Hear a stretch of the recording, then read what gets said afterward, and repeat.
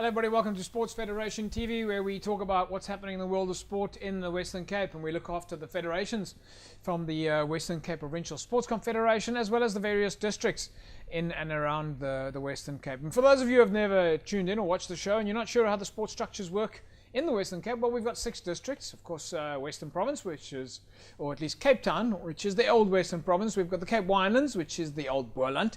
Eden, which is the old SVD. And we've got Central Karoo, we've got West Coast, and of course we've got Overberg. And those are the 6 districts that make up the sports area in the Western Cape. We'll be taking a look tonight at gymnastics. We'll be speaking to the folks on black powder, baseball, and of course Donna Lowry from Cape Town Gymnastics is also joining us on the show tonight. A little bit later during the course of the show, I'll give you an opportunity to win yourself a case of Bashu's cool drink. All right, let me just reach over here. For those of you that haven't had a taste of Bashu's, fantastic cool drink.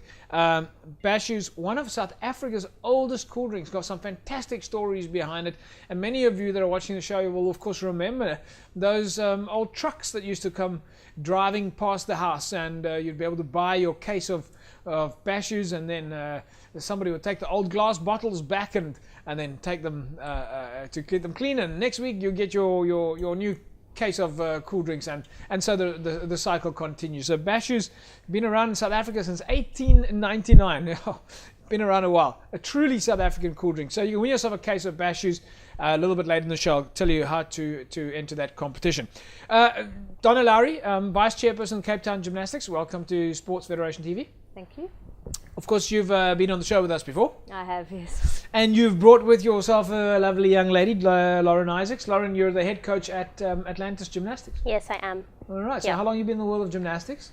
Since I was like 7 years old. I've been doing gymnastics till about last year. So you've been doing gymnastics for about 20 years now?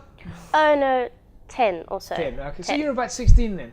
17. No, I've just turned 17. Okay, I've got to work on my maths. Tell us a little bit about, before we go to you, Donna, obviously we've had you on the show before. We know pretty much what Cape Town Gymnastics and Western Cape Gymnastics is doing, and I know you guys have had some trials lately. Lauren, just give us a rundown. Tell us about Atlantis Gymnastics, and what do you do there every day? Well, we've just opened up in January this year. Donna was actually approached by City of Cape Town to open up this club because they didn't have girls sports there. So I've been running this with Donna's help and my family members, and we've just been getting this club off the ground. And we've just held classes on Saturday mornings. It's just, right now it's a small thing, and we've grown quite quickly. And yeah, we've needed coaches, we've needed help from other clubs around. And how old are the kids that are coming to the club? Well, our youngest child right now is 4 and our oldest is 13, so it's in between. It's all over the place. You got your hands full every day looking after little ones and biggies. Yeah, I help coach also, but mainly I try and coach the coaches, so I don't really spend as much time as I could with the gymnasts. All right. Yeah. Donna, Lauren was saying now that this was a Cape Town or Department of Cultural Affairs initiative. How did that come about? They actually got hold of our Western Cape office and said that they had equipment in storage and maybe we could do something with it. So I went across last year to have a look and thought, well, actually the hall is beautiful and the equipment is standing there. Maybe we could do something with it. So I had a chat to the guy that was in charge there, Leslie Burt, and just got chatting to him, and we went through, I think, 4 times last year just to run a class on a Saturday morning, and the demand was quite high. That I spoke to Lauren and her family, because they live around the corner, and just said, listen, do they want to maybe run with it, and we'll help them. Fantastic. I mean, that's how we get clubs going. You just kind of got to get your foot in the door. Yeah. So we've been lucky. We've had a rhythmic lady who's been through there to give them rhythmic lessons one day. Yeah. Obviously, our main focus there is artistic, but we're working more general gym as well. Yeah. And we're hoping to get maybe some rope skipping going there as well, and just to get a bit more equipment. So that's one of the things a lot of people understand is that gymnastics is made up of lots of different components. Yeah. Lauren, maybe tell us a little bit, because when most people out there think gymnastics, they think of the high bar and the rings, the kind of things that you see at the Olympics. Yeah. What are the different types of gymnastics disciplines that you coach? Well, I just coach artistic gymnastics, but what does that mean? What is artistic gymnastics? Oh, that's your. You're not standing around with paint and drawing. No, that's your full apparatus. That's the stuff you normally see on the Olympics. That's your high bar, your rings, your vault, your floors, Yeah. the high beams. That's your artistic gymnastics. And then you have your rhythmic gymnastics, which is the beautiful leotards with the ribbons and the balls on the floor. Okay. Then you have your gym for all, you have your acrobatics, you have your tumbling, which is all different types of gymnastics. But Those I are just kind focus of self-explanatory. Yeah, I just focus artistic. Donna, you guys had the district trials recently. Tell us a little about that. We've had a couple of district trials around the district area. We've had aqua already, and we also had artistic, which had to run over 2 weekends, which was so we've had quite a demand of numbers from level 1 to 3, and it went very well. We have, I think, was over 800 possibly level 1 to 3 boys and girls competing at the artistic district trials.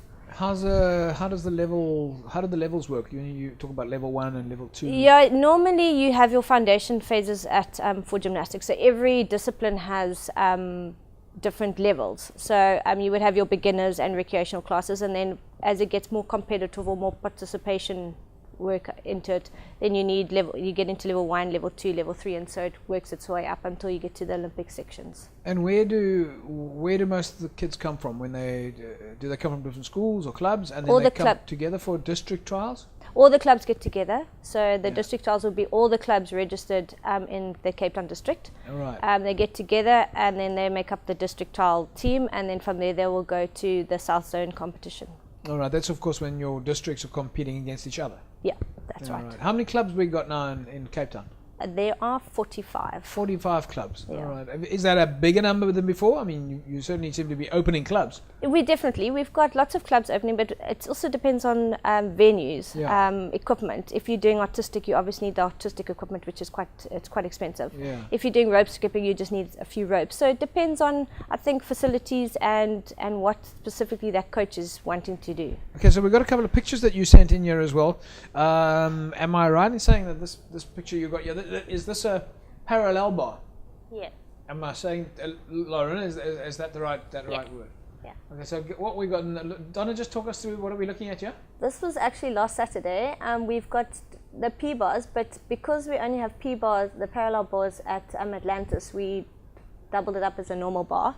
Okay. So we were utilizing it twice. So as you see, there's a coach on the one side and a coach on the other side. Right, okay. So you can take what you call a P bar, parallel bar, with these 2 bars on railway tracks and use it as a single bar. As a single bar. All right. It's quite smart. All right, then there's another picture here of one of the youngsters. That's a young boy at the level 1 district trials. Okay. Just tell us a little bit about the judging. I don't know which one of you. I don't know how much time you guys spend judging. You're obviously so busy coaching, and you're so busy with the administrative side of things. Tell us a little about the judging and how do you become a judge, and then the way forward for judges. I think it varies. Like Lauren has just passed a level 1 judges course. That's the very first level. So then those judges would then judge at our level 1 to 3 districts, and you could be there for the whole day. Okay, so Lauren, tell us about that thing. You tell us what did you have to do your. Was it a level 1 judges course? Yeah. Well, you had to spend a day or 2 just going over what you need to know, and then you write a test at the end of the course, and then you have your qualification, depending if you pass or not. Yeah. Then you're offered to judge at competitions, and you, as Donna said, you spend the whole day there. Well, but now you're only, what, 17? Did you say 17? Yeah, 17. Don't other people look at you and go, aren't you a bit young for a judge? No, well, 17, 16 is the age you first qualify. Is that the age that you start? Yeah. But then you have to stay in that qualification for 2 years. Okay. And then every 2 years you can move up. So then it will become level 2, then level 3, and then level 4 becomes SA International level. Then you get your Breve after that. You get Breve International. Breve. Yeah, that's international qualification. Okay, so is that what they call it? You're a Breve judge. Yeah. All right. I suppose you guys have all got all these international languages that you have to attach. We've got a couple of other pictures here. There's a nice picture. You said this was taken at Tumel, at the military venue. This was at Wynberg, yeah. That was the level 1 district trials, which we had to run on a Monday, 2 days. So it was a Friday and a Saturday. And the next picture there are the kids also some medals, or at least some certificates and rosettes. That's what their rosettes that they get at the prize giving. that was now at the Western Cape Sports School for our level 2s and 3s, and they get ribbons for those awards. So you had the trials at a few different locations? We just weren't able to get the sports school the first week, so we had to have it at Wynberg, yeah. Where's the best venue in Cape Town? For us? Yeah, for gymnastics. The sports school, Western Cape Sports School, is obviously the best, but it's not always available. All right.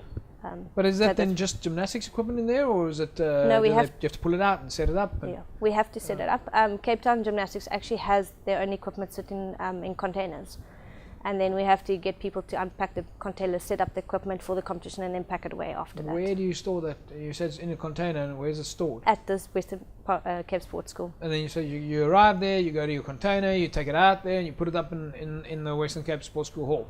Yes. And you've got to take everybody's stuff out first. And then pack it back, yes. All right. So we do have a team that does that.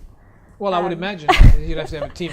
So we've got somebody that specifically does that. That's quite a lot of hard work. How many people do you have that has to unpack all that heavy equipment? I think there's about 8 to 10 guys that do that. And they know exactly, how long does it take them to set that up? They're there for half a day or a day beforehand. Okay. Yeah. All right, Lauren, what's next for you at Atlantis? Well, next year we want to grow the club a bit more, grow the coaches group. That's the most important thing right now, just training them up and growing that team to get more kids in and just grow the club a lot more in that area. So you want more kids? You want more kids to come and join? I definitely want more kids, but first we need more coaches. First you need more coaches. All right, so let's start with Donna then. Donna, how do we get more coaches? We are busy running at the moment. We go through there on a Saturday to just assist with the coaches. But where do you find your coaches? I mean, how do you recruit them and say, does it come from the gymnastics ranks, or can you advertise in the newspaper? Yeah, I think they did a bit of advertising in the Atlantis area, because ideally what we wanted was people in Atlantis to do something. If they're sitting at home, then they can maybe possibly come and you'll teach them how to be a coach. Yeah. So what we do is we just get them experience, and then we will send them on a general leaders course. But unfortunately, we haven't had one in Cape Town yet this year. Yeah.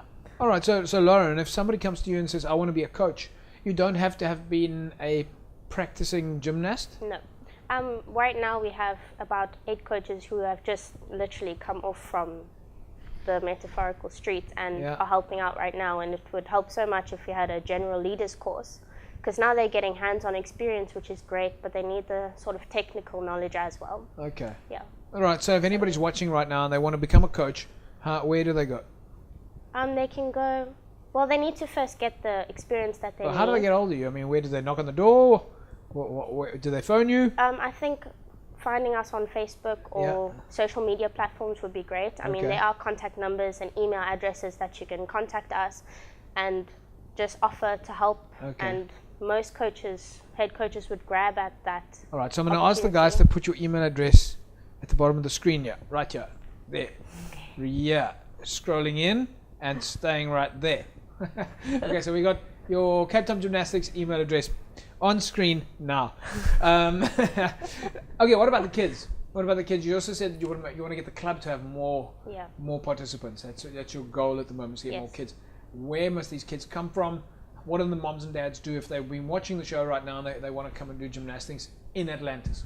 Okay, well, coming from Atlantis would be a primary thing. They'd contact me or myself or Donna. Email me. Well, yeah.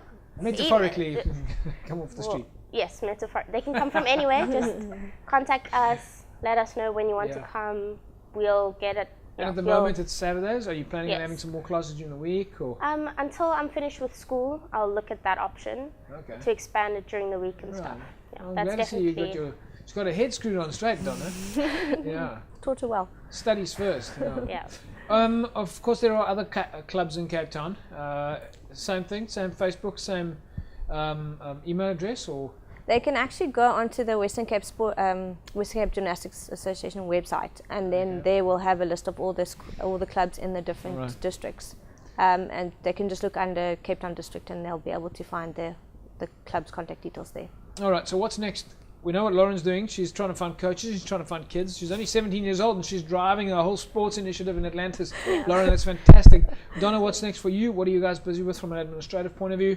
What's coming up next in Cape Town Gymnastics? We're just busy. Obviously, this is our competition season. So we've got South Zone coming up at the end of June. Then we also have our level 4 to 7 and high performance district trials in August. So at the moment we're quite busy with, everyone's busy with training for that. All right, Lauren, thank you very much for joining us on Sports Federation TV. Good luck and well done, young lady. Thank you very much for having me. Donna, you must be very proud. Yes, I am. Yeah, thanks for joining us, and we'll see you again soon. Yeah, pleasure. Thank you for having us. Right, folks, coming up next, we speak to the folks from Western Cape Cycling. The Egypt training camp has just been underway, Cape Rolia, as well as the African Continental Track Championships, as well as a number of other exciting elements happening in the world of cycling in the Western Cape. Remember, a little bit later in the show, I'm going to give you an opportunity to win yourself a case of Bashu's energy drinks, established in 1899, one of South Africa's oldest cool drinks. In fact, you can see it right there behind me right now. We'll see you after the break. Stick around.